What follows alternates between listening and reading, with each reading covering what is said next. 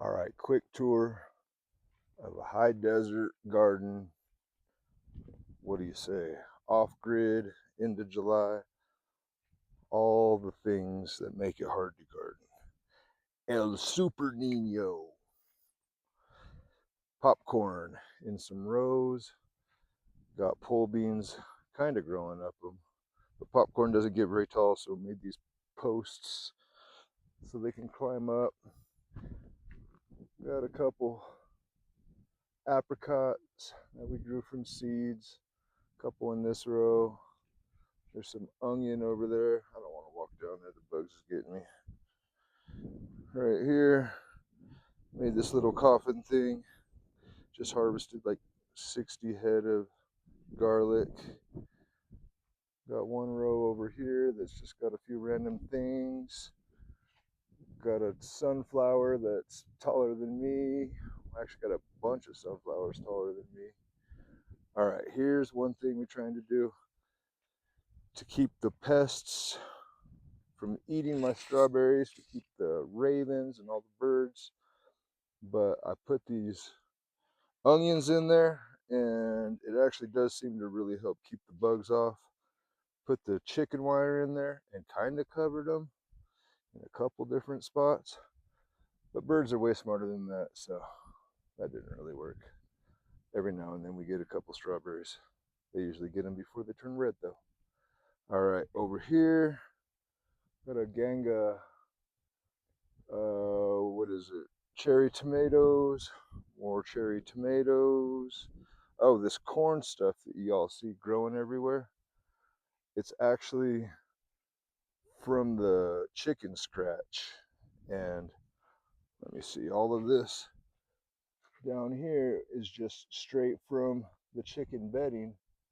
I used it for mulch, and it sprouted me a bunch of chicken scratch, or what do you call it, a bunch of grain that eventually will go back to the chicken scratch. This row here, I just planted a bunch of random stuff because it was getting late in the season.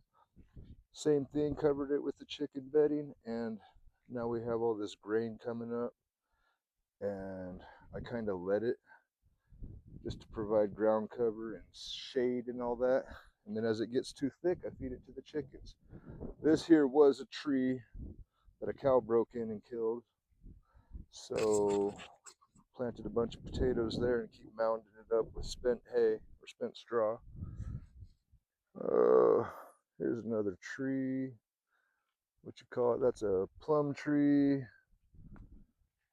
Another plum tree over here with like some 9-foot sunflowers. A little baby tree. But pretty sure you're not supposed to plant stuff that close to your trees, but in Oregon it grows like that, so it seemed to work there just fine. Zucchini. Oh, as you can see, this isn't really rows over here anymore. These are more like, again, those little like coffin beds. And they got compost in them, like a grip of compost, different kinds. I mix up the cow and the sheep and the goat and the chicken and mix that with this, like, what is it called? The mushroom compost that we get from Big R or wherever. Just buy some mushroom compost and mix it in there, and it kind of helps break it down.